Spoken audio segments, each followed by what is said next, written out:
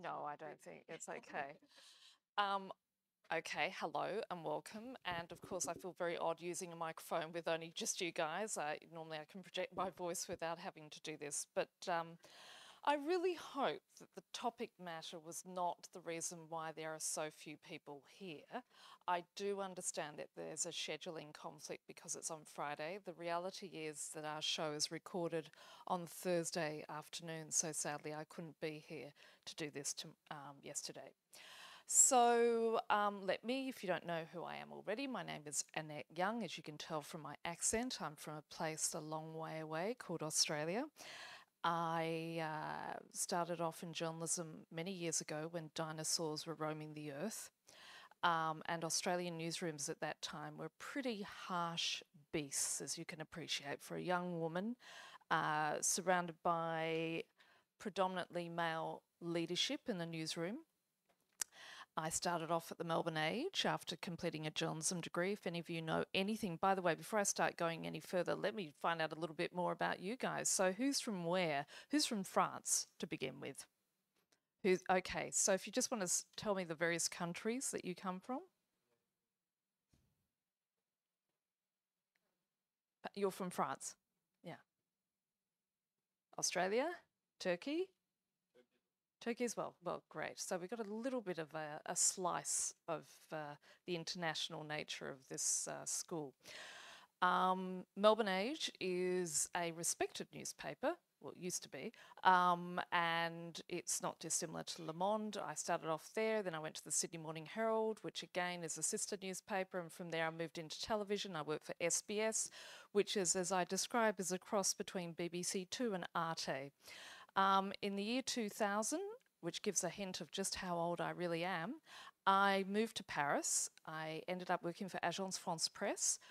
After being there for a couple of years, I went to Jerusalem. I was based in Jerusalem for 7 years as a Middle East correspondent. I was freelancing for a number of outfits, and then in 2007, I started working for a network which has just started broadcasting, and that, of course, is France 24.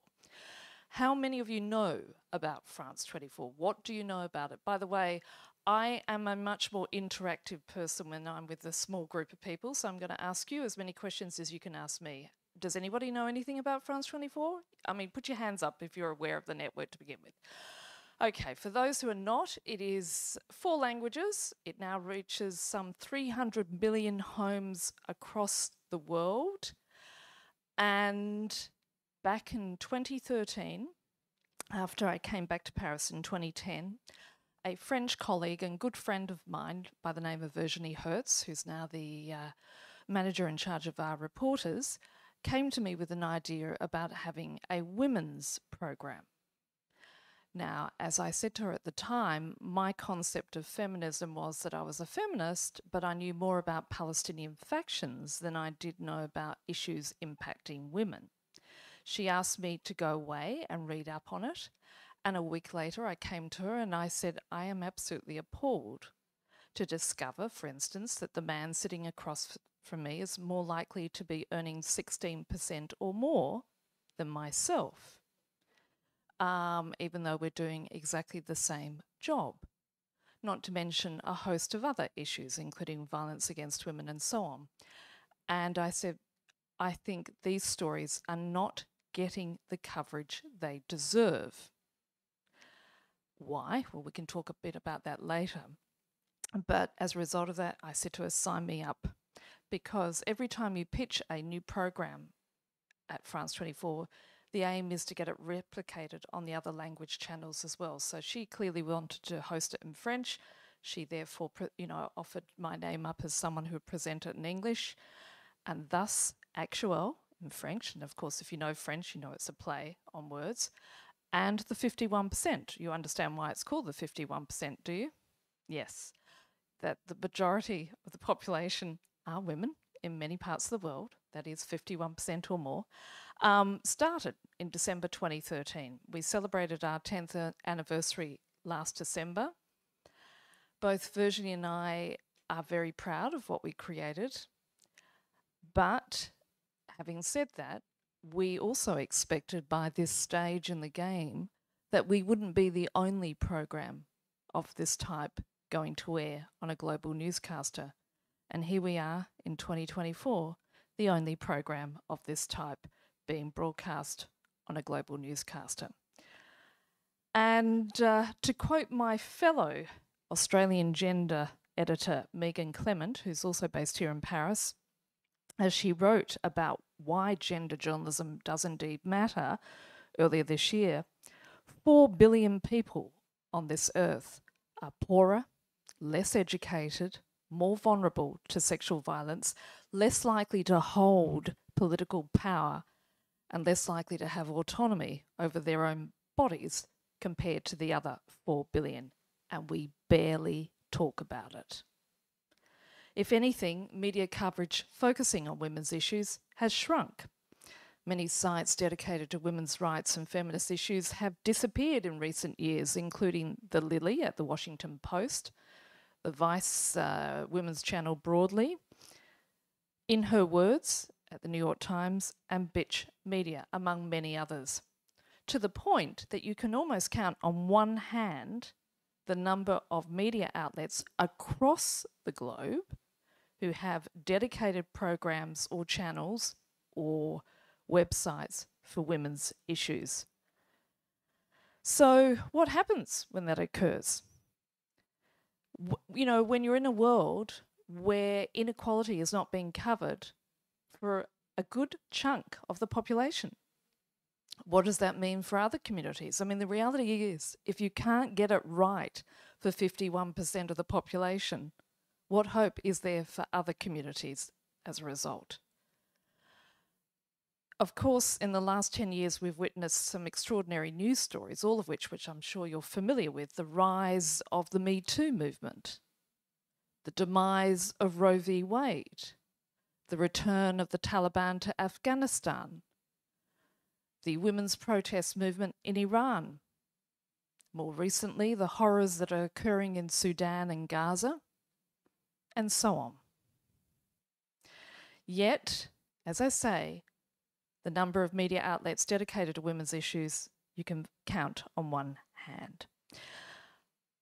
This at a time when there is a growing global backlash against women's rights, because it seems to be the more the world lurches to the right, and particularly to the far right, what happens with women's rights is inevitably it becomes public enemy number one.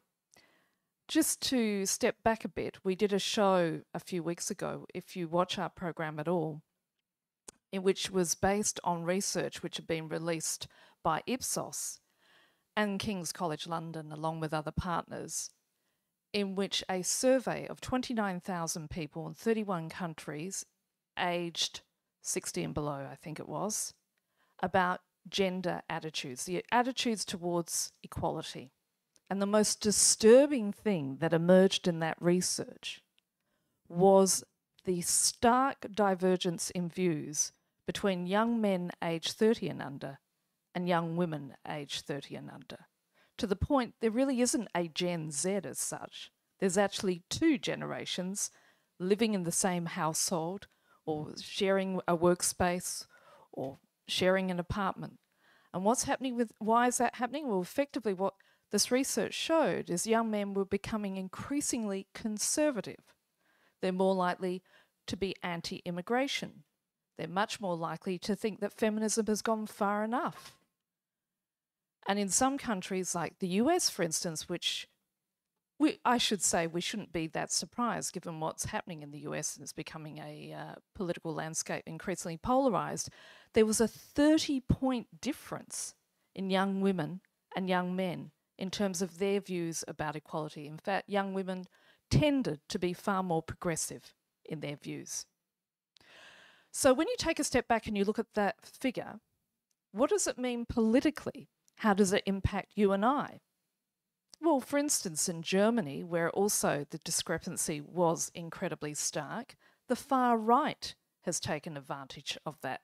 And what they're doing now is targeting disaffected young men because they believe that they've somehow lost out in this push for gender equity, that somehow their stake is not the same that it once was.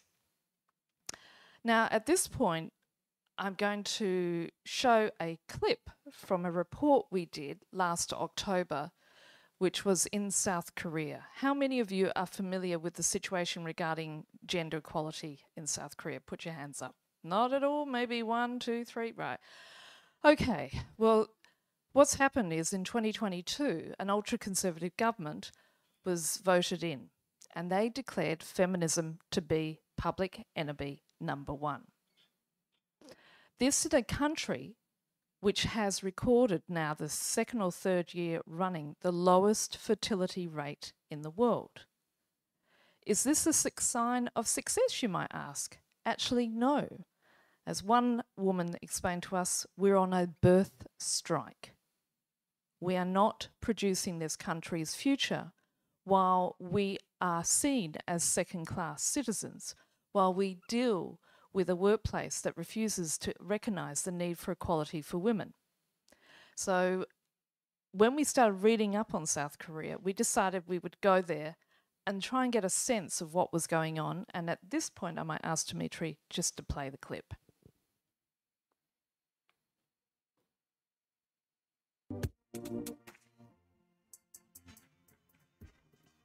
Korea is a rather hostile country for women. It's become a taboo, and therefore dangerous to call oneself a feminist, or even express feminist values. There are radical feminist groups that are fueled by outrageous and ridiculous arguments, not unlike fascist parties in Europe.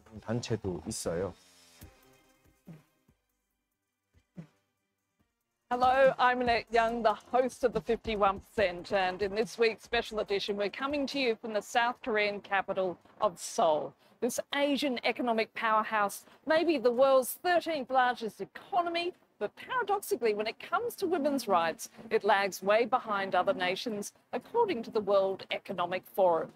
And under the current ultra-conservative government, feminism has not only become a dirty word, but a dangerous one too. Baek Gyeol was getting ready to leave her apartment. But the lack of makeup and short hair is already making a radical statement in this traditional society. In a city that's also the global capital of plastic surgery, her appearance alone says she's a proud feminist. Korean women work so hard to look good. There's pressure to have long hair, wear makeup at work, be a certain weight, follow the latest fashion trends, and change hairstyles. A lot of money goes into this.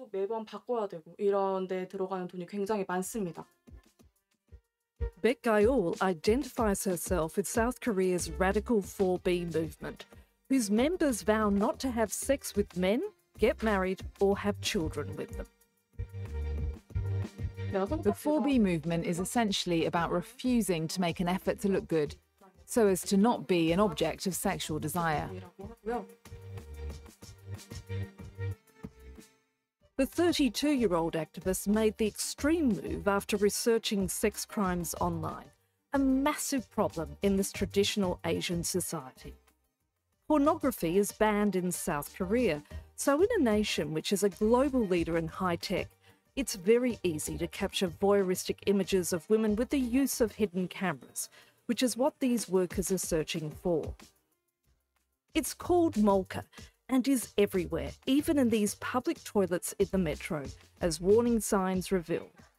And prosecution of these crimes is very low.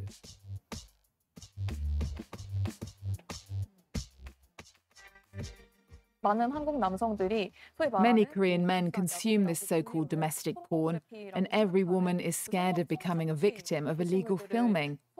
This is our reality. When you see this, how can you trust your fellow citizens or your partner in this society?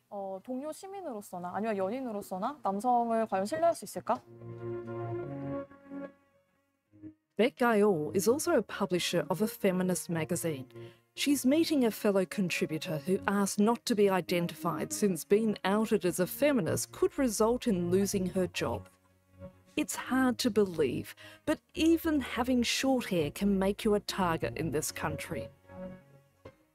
Just recently, the video of a brutal assault on a female sales assistant by a man on the grounds he thought she was a feminist made headlines. Okay, so, yep. How many of you are familiar with that situation in South Korea? No.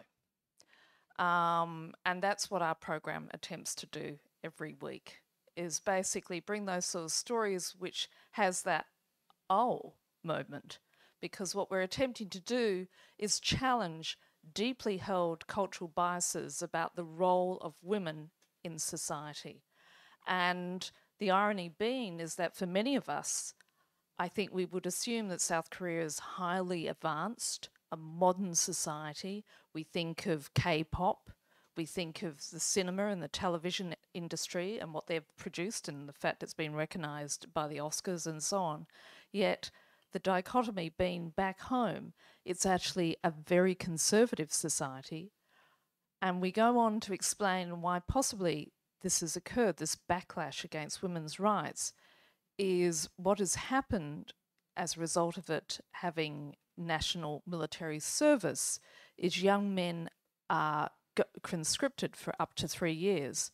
As a result, as more and more young women enter the workforce, they've taken the jobs, so these young men believe, from themselves, and that a lot of that concern about employment opportunities is fueling this backlash, and as a result, the party that's currently in power was propelled to power, focusing on that disaffected vote among younger men in the population.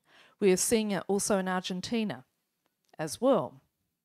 I mean, Argentina having led the way in recent years in Latin America when it comes to the Me Too movement, the Ni Una Menos, you might be familiar with that, which started, I think, around 2015 or so, and now has spread across the whole of Latin America, in which women are protesting for governments to do more to counteract violence against women and girls. And, you know, it's also liberalised in recent years its abortion policies. Now with this new president, Javier Milei, again, the first thing he wants to do is abolish the Gender Equality Ministry, as is the case also in South Korea, roll back a number of protections for women's rights, and make life that much more difficult for women in general. It seems to be the go-to platform for far-right leaders when they eventually assume power. So this has all happened in the last decade or so, and I would say I'm sad to report this. I assumed all those years ago that when we started this show, that by the time we got to 2023 or 2024, the need for such a program would not be as such. But clearly, as you can see, if anything, our show has become even more important. And again, I want to quote Megan, who wrote an excellent piece about this. This is Megan Clement, saying that the truth that is without a fundamental understanding of gender inequality and how it manifests, we cannot understand an event like the fall of Roe v. Wade in the US. Part of the solution may lie in getting more men to do gender reporting alongside the women and gender diverse journalists who've pioneered it so far. This is why I look at this group and I wish that there were more young men here. Of course, one interesting figure among many, which is, as you can appreciate, every time I prep for a show weeks in advance, I'm confronted with a whole series of new stats, is that 75% of students in journalism schools across the world are female. Yet when you go into a newsroom and you look at the management, what do you think happens? Yep. So the reality is, and I think this is what I'm going to talk to you, particularly young women, is what you're going to confront when you get out there into the real world. Because you've got to think about people's value systems. And the majority of people who are now managing newsrooms are in their 40s, 50s, and maybe even older. That means most likely they tend to be men who have perhaps not grown up with working mothers, for instance, who have witnessed a household, a traditional household, or alternatively, a mother whose career was very much second priority. So what does that mean for the power dynamic? What does that mean by the way in which that person views the world? And this is the thing. I mean, one often quoted statistic is that you have to have at least 30% of any company senior management be women before you see some significant cultural shift. A token female is not enough. We have a long, long way to go. For instance, look at this country. It has yet to have a female president. In my home country, Julia Gillard is the only ever female prime minister. I mean, it's not to say automatically that just women in positions of leadership and power are that much better, but there is certainly something to be said about having a more diverse leadership, not necessarily women, but more importantly, people of colour. And the next form of discrimination that we don't talk about that much about within this industry, class. Class. I'm going to say that again. Because if you go into any newsroom across the world, the one thing that you will strike you, it most likely, regardless of wherever you are, India, South Africa, West Africa, the States, Australia, Germany, is that predominantly newsrooms are staffed by people from a middle to upper middle class background. And what does that mean about the way in which we cover news? Sorry, that's going off a bit on a tangent, but it's important. It's part of that because you as journalists, more than ever, are going to go into newsrooms which possibly are still managed by people who are still relics from the analog generation, yet alone dealing with not only the digital revolution, but the gender revolution. And I really hope for your sake that the stats change in the course of the next 10, 15, 20 years. So instead of having 75% of women at journalism schools, that we get at least 40 to 50% of women in management in newsrooms. Because it's a two-pronged approach. It's not only thinking up content and putting it on a women's program, but it's also thinking creatively and importantly about the nature of content that goes out on your news bulletin. And I do have to say, one small achievement of this show is that we have forced our red chefs, our news editors, our producers to think again about gender and gender inequality when it comes to covering key news events. That itself is an achievement. So again, it's not just going out there and producing content for a women's program, but it's a case of looking at it from an overall perspective, looking at ways of promoting women within the newsroom, realising that you're going to have to rethink, which is starting to happen, parental leave. I mean, this is something I think for some of you which is way down the track, but I would argue for women that you have to be as careful and precise and methodical about your personal life than you are about your professional life. And that, if you want to have a family, you've got to factor that into what you want to do in terms of a job. Of course, I think these days with the cost of living crisis, the fact that the reality is we'll be renting until we're, 98, and in my case, working until I'm 102, all those things have been challenged in many ways. But anyway, I'm going off on a bit of a tangent, but one thing I want to talk about is women in power and what it means, but also women in conflict zones. And what do we do to ensure that their voices are being heard? So at this point, I'm going to show an excerpt. It's the last question. Just before you press the play button, Dimitri, let me just set this up. This was done about 3 weeks after October 7th. I am a former Middle East correspondent, so my knowledge of that region is probably a little bit, and I just say a little bit because it's a terribly complicated story. I have a little bit more knowledge than the average journalist, to be frank. One thing that drove me nuts when reporting on the conflict in that part of the world was the lack of women's voices and how important it was to ensure that their voices were heard. In the fallout of this horrific scenario in which we're now witnessing this appalling war in Gaza, I wanted to know, what does it mean for those female peace activists?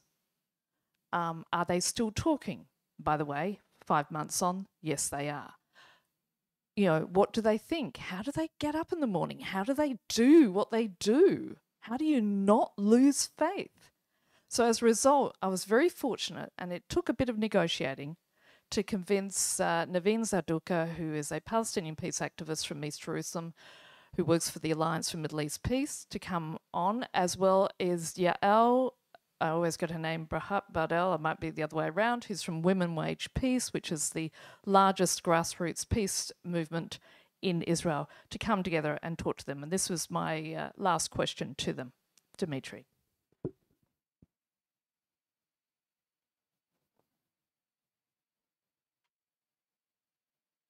We seem to be standing on a precipice. Instead of seeing so much doom, how do you convince people around you that this is the time to apply the handbrake and seek a peace agreement?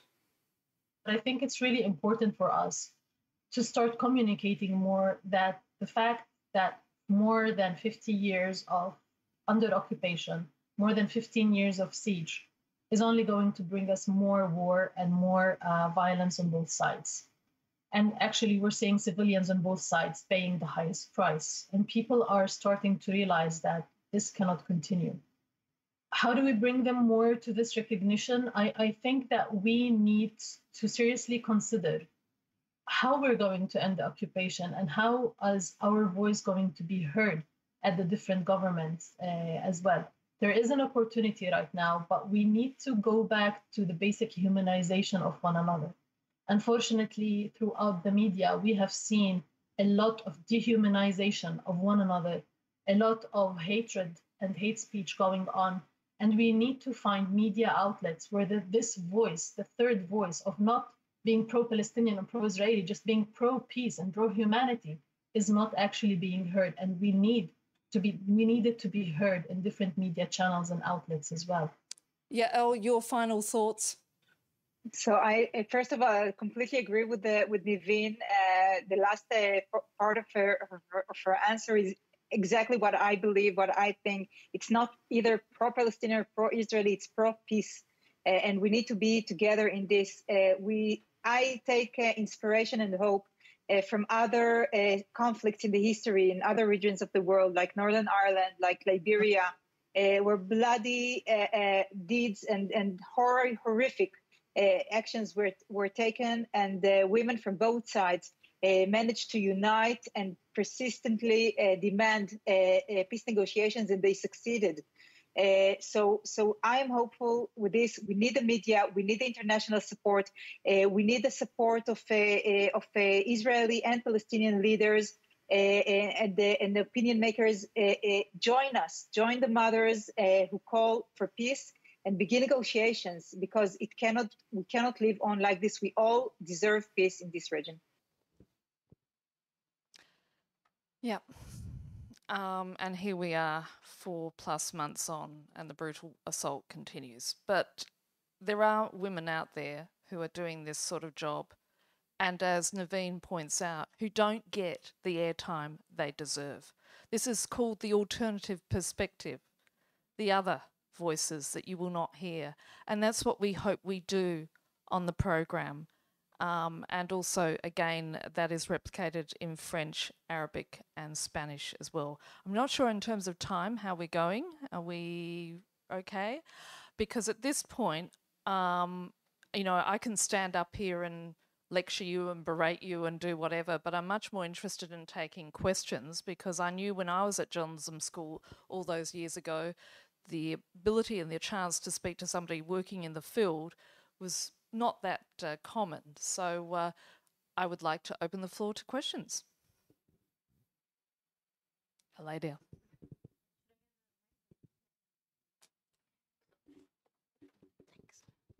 So I had two questions. First of all, thank you so much. I mean, it's a great program. It's pioneering. You also mentioned it's been 10 years and still we don't see such programs. So it's very important, and thank you for that. I had two questions. First of all, I was wondering during this 10 years, what kind of changes that you thought were remarkable in the coverage of gender-related stories. And secondly, I mean, you also mentioned it a bit about being a women presenter and having like the host of such a program. And I wonder about how your colleagues responded to that, or you've been working on this for 10 years, and how do people pursue this? Because I know that, for instance, when I pitch a story related to gender, sometimes it's seen a bit soft, or it's not like covering security related topics sometimes. So I wonder what kind of, how do you see the like reflection on the people or your colleagues and being a journalist, like a women journalist covering this? Coming back to the first question, you're looking for positive gender achievements. Well, I certainly think that, there have been a number. It's so funny because you put to bed each show and it's like you're on to the next, and someone will say to me, what did you do the week before last? And yet it's like, oh, hang on, I've got to go and click on the website. I would say one example would be women's football. And that's a great example of where you've got that rare combination of a corporate push, but also a push from the sport itself to suddenly realise, hang on, we can make money here. And then combine that with more and more women and girls playing football and wanting to go and actually watch it. I mean, this is the thing that always gets me is, hello, do you think you're now in a position, which is what's happened with FIFA across the world, they've been pushing to have soccer, as it's known elsewhere, but football in Europe and so on, as part of the girls' sports curriculum. But what happens when they reach graduation age, when they go to college or university? Are you expecting that they just give it up and that's it? Or more, or again, the same thing when they graduate from college or university. Are they expected just to stop playing? I mean, is that just the assumption? Of course not. You can't be focusing and, putting all this money into the growth of the sport at that level and not realise the long-term impact of what that means. And you see that time and again. It's a bit like there's a story last week in the Lancet that birth rates across the world are starting to significantly drop, even in the global south. Why? Because the moment you start educating more women and girls and you give them a taste of what it means to have their own financial independence, do you expect them just to accept that the lay of the land is at the age of 18 or 14, that they'll be married off, or alternatively, I mean, I was talking about this with a academic in an unnamed Arab country. We're setting up a conference that I'm going to be moderating at in September, where the rule of law, or basically the trendy thing now for parents, is to push their daughters not only into undergraduate degrees but postgraduate degrees, because the more educated they are, the more marriageable they will be. Which is just completely and utterly bizarre. What do you think is going to happen? You're going to educate women and girls, you're going to give them a sense of power, and they're going to want to go on and lead independent lives and have bodily autonomy and choose who they want to marry and work out if indeed they want to go and do this profession or pursue that career. And it's really the lack of foresight, time and again, in so many sectors of society about what it means by promoting gender equality. You can't just switch off the tap when you so desire. And I think, be it the corporate world, be it governments, be it global organisations, I mean, there's still Why does that sort of lack of strategic thinking occur? Why? Well, who tends to be in the positions of leadership? Still men. For instance, we haven't had a female Secretary General of the United Nations yet. We're nearly 80 years of it in this country, in this organisation's existence, and there's never been a woman in the top job. You know, it's so ingrained, this gender bias. We all have it. Anyway, sorry, I went off on a tangent there later, but yes, women's sport is one example of where things have improved markedly in the last decade. For me, as a woman, and as a woman who's older, number one is, how many older women do you see on air? How many older women do you see in films or in television series? You know, again, there is another element in all this, is gendered ageism. And the fact I can count, once again, on one hand, the number of women who are aged over 49 in the newsroom. So what does that mean in terms of that? What message are you sending out to your audience in terms of who is on air, who is the position of authority, who is the go-to source for news and current affairs and intellectual critical thought, but tends to be still a man. So when it comes to doing this show, I think the most important thing that Virginie and I both wanted to we were both on the same page about from the start, is we didn't want to, and I'm trying to think of a word, but you know, it's a made-up word, ghettoise women's stories to one program a week. Having said that, the show is replayed numerous times over the course of the following week because a 24-hour news channel is like a combine harvester that constantly needs to be fed. So, you know, the odds are the program is going to be replayed a lot.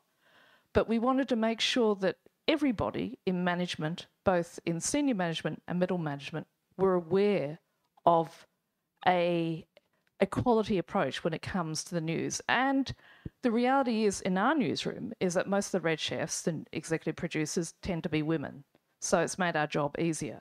But now it's sort of challenging our own mindsets. We've all got them. We all still have these deeply held internal biases.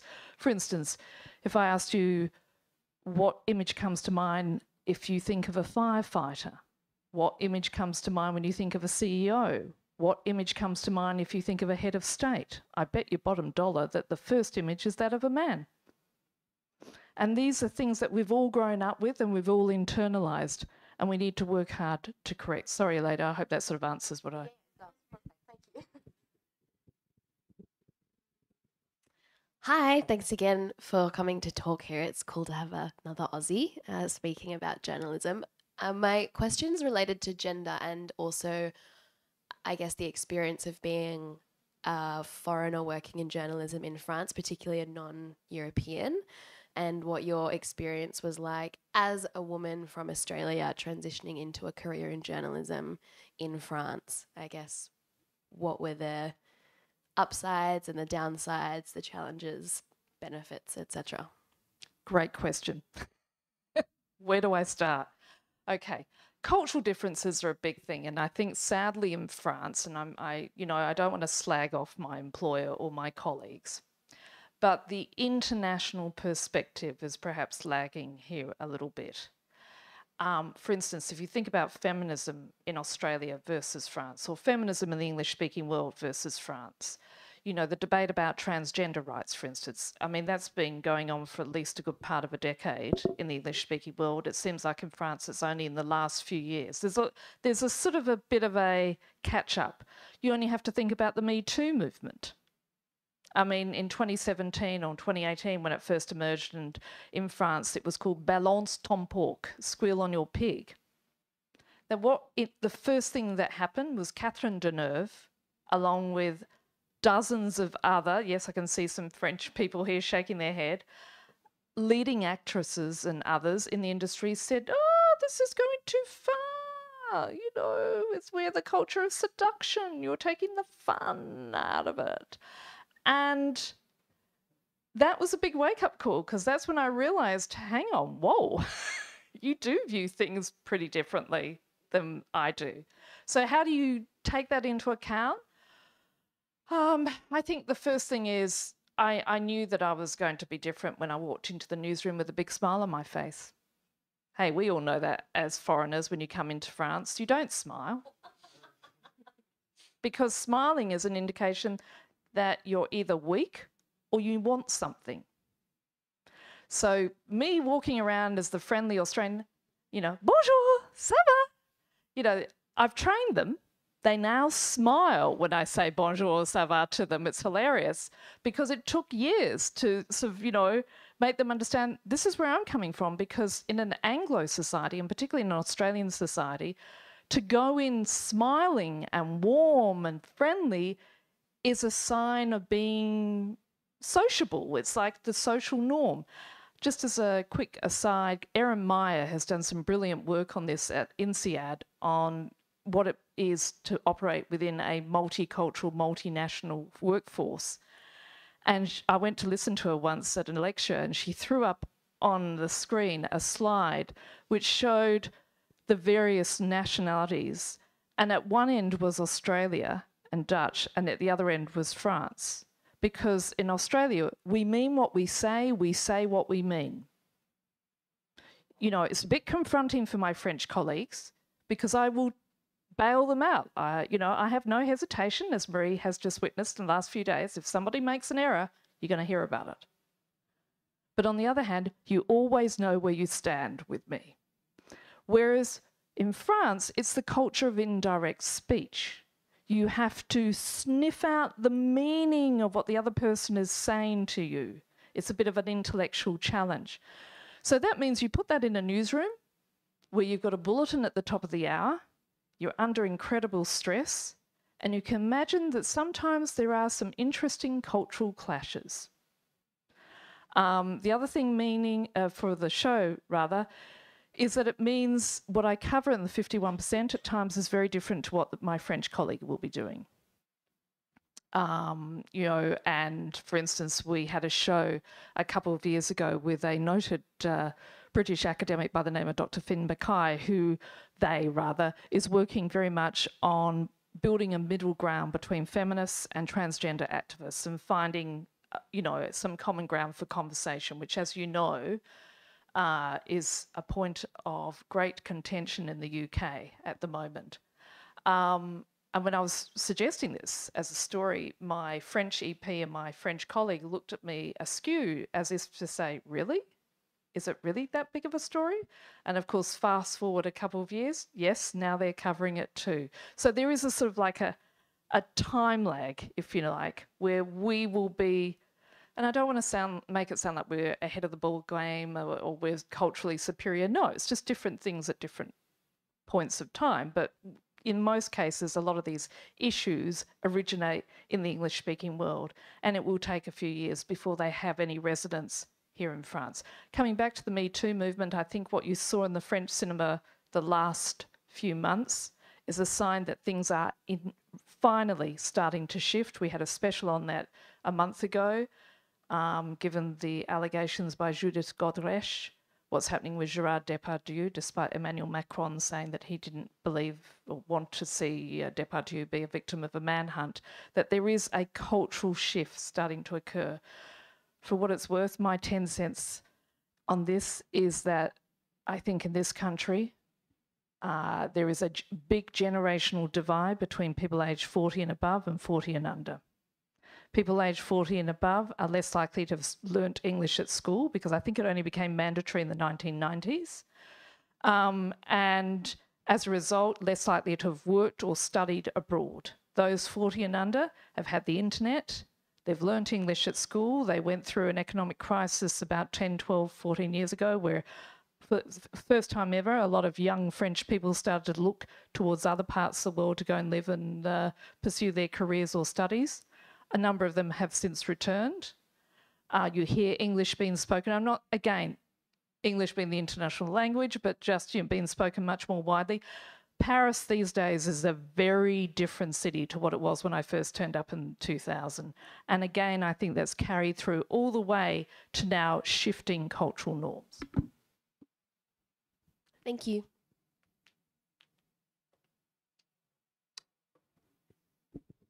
Some person behind or here, right? Oh, do you want to go? No. Okay. Yes, thank you for the talk. I was wondering, you mentioned something very interesting, and that's the fact that your program and many other programs which have disappeared. Oh, that would be the first question. Why do you think that a lot of these publications or programs which focus on gender specifically have disappeared, as you mentioned? Is there a root cause behind that? Sorry, have this. You mentioned that many of the many of the programs and publications focusing on gender have disappeared in the last 10 years or so. Disappeared. Yes. Right, yeah. Why that would be? I mean, you've gone over some of them already when it comes to us veering more towards the right and such. But if you think there's like a specific thing, and also you mentioned that as far as I understood, the goal was moving towards not having a separate look at gender as a separate issue, but to ingrain that within the way that we look at things globally, generally, and that, of course, has huge implications on the way that news production and newsrooms operate. And like you mentioned, Elida, it seems that to this day, when you want to include a gender perspective into a pitch, it's seen as, well, not as in weak or, soft, yeah. To what extent do you think that is that changing today? And if it's not, what are your perspectives on that for the future? Yeah, very good questions. Why have so many disappeared? Well, I think number one word would be money. And I think I gave you the answer earlier when I talked about who's managing newsrooms across the world these days. And the fact that, particularly in the global north, the assumption is, yes, there's equality, my wife works, we have children in childcare, blah, blah, blah. No, that isn't the case. So I think it's what do we do to correct this? That's a difficult question. In fact, I'm going to be at the International Journalism Festival next month in Perugia talking about exactly that with a group of ever-diminishing group of gender journalists and editors about what we can do to ensure the survival of gender journalism. Because at the moment, the biggest supporter of gender journalism is the Bill and Melinda Gates Foundation. They are bankrolling a lot of gender journalism per se, such as the 19th website in the US, which is an excellent website, which is covering news with a gender perspective, particularly in the lead up to the American elections. I strongly recommend that you click on that. The other one being the Fuller Project, which is a global outfit, which works in partnership with the New York Times, Washington Post, and other, legacy outlets in producing and publishing stories relating to gender. Yes, I would say when I first started out in journalism, women's stories were at the back of the pages, and the fact that, to ever see them on the front page was incredibly rare. I would argue there has been a shift, small but significant since then. The Me Too movement being a classic example of that, the Roe v. Wade. I mean, watch that space, people. I mean, that is going to become a hot potato issue in the American presidential elections. We were there in 1990. We were there in 2022 covering the midterms. We were in the southern state of Kentucky, which was a real eye-opener. And we watched and talked to both pro-choice and pro-life activists, and you could see how this was setting itself up to be a massive issue when it comes to this year's presidential election.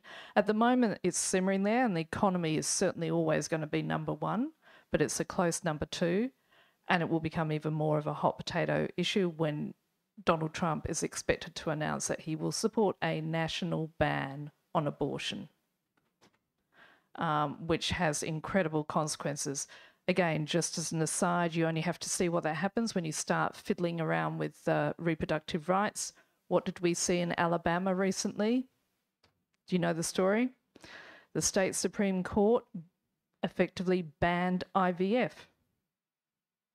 The reason being, in the eyes of the state Supreme Court justice, was that life began at the moment of conception.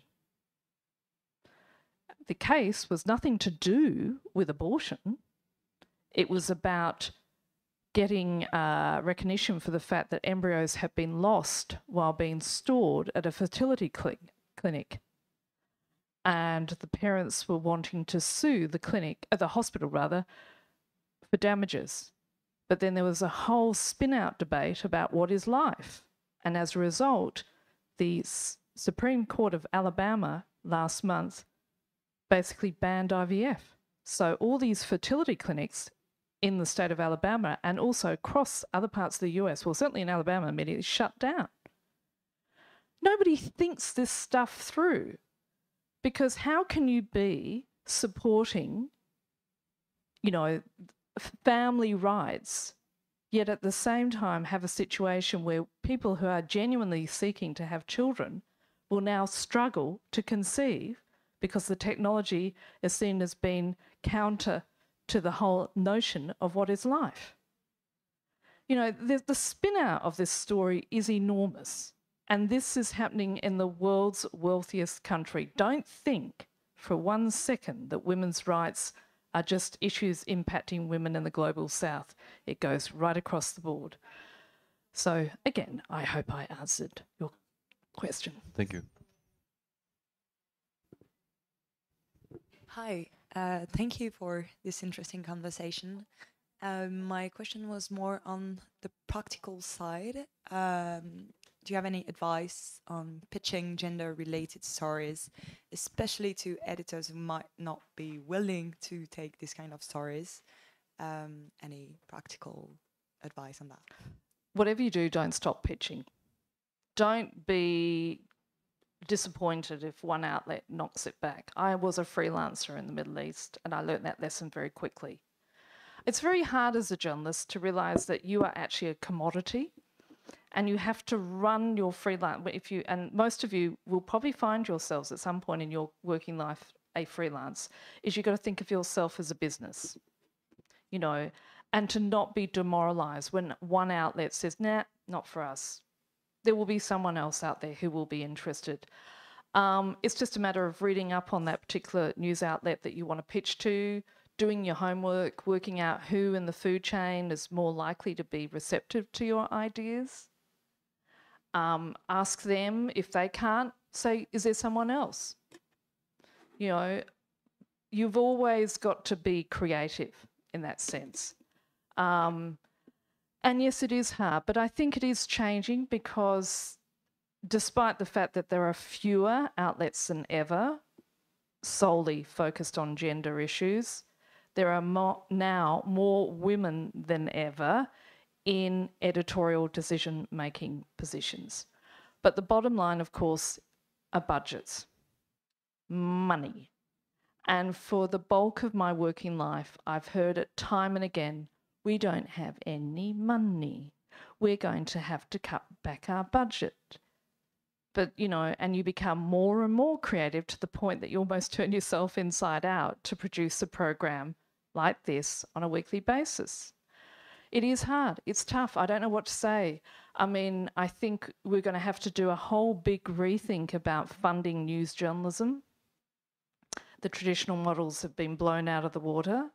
I think the problem is that we still are having an issue with an analogue generation, still in key positions of power, who perhaps are not as savvy as they should be about digital technology and thinking outside of the box about other ways of doing news journalism. And of course that plays into gender journalism as well.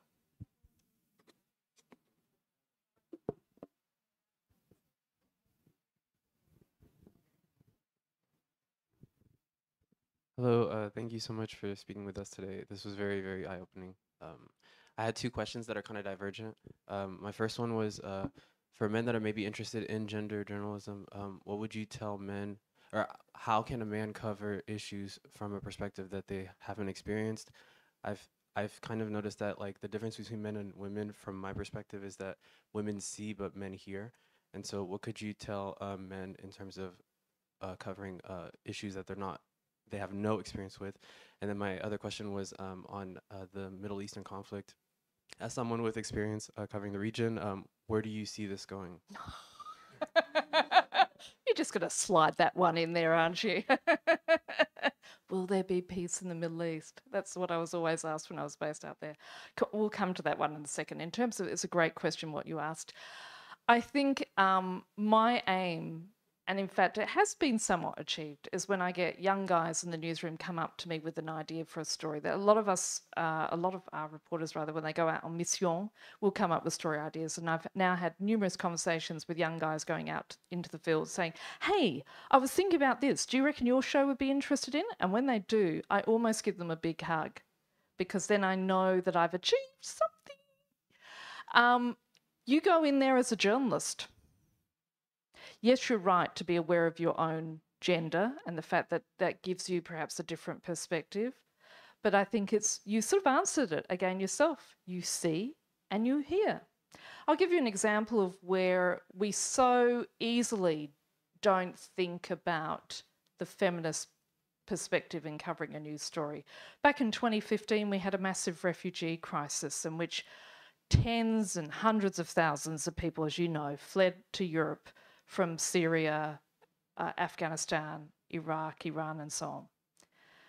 And many of them ended up in what's called the Jungle, which was a refugee camp near Calais, which has, I think, since been demolished, but there's still some remnants of it there.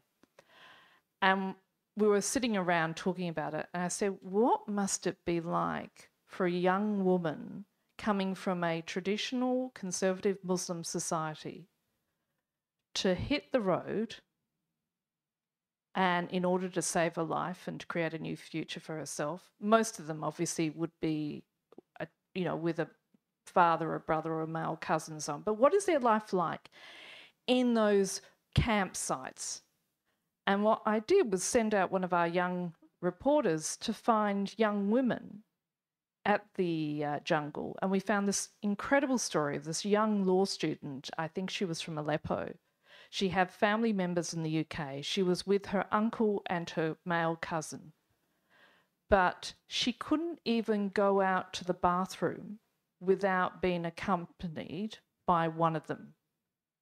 She couldn't go and line up for food without either one of them going with her. It was tough. Her life had literally been restricted to a 3-square metre tent. And that's where she was. Even to go for a walk just to breathe some fresh air, she had to be accompanied by someone. And so what does that mean? How do you, it's a horrendous scenario that you are facing, but laid on top of that is this whole complexity of women in situations like that, how much more vulnerable they are. Having said that, every one of us as a woman clutches our car keys if we walk down a dark street at night. I'm sure all of us at some stage have texted a family member to say, I'm on my way home, because it's late at night. There's a lot of internalized stuff that we don't necessarily share with others because it's just assumed. You're a woman, therefore you're more likely, as I said at the beginning of this, to be subjected to violence at some point in your life. So what does that mean for us? But then you put that situation in a news story, in a very stressful scenario, and what does it mean for women like that? I just want to go, so many steps further.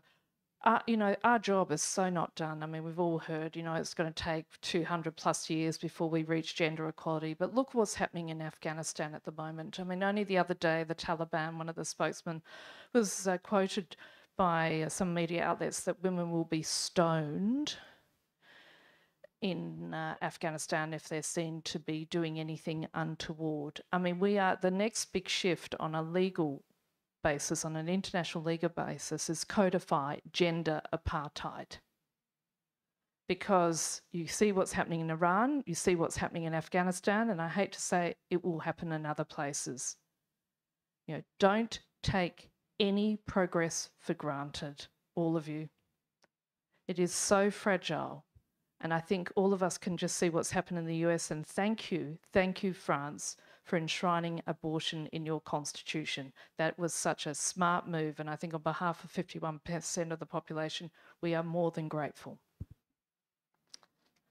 Any other questions?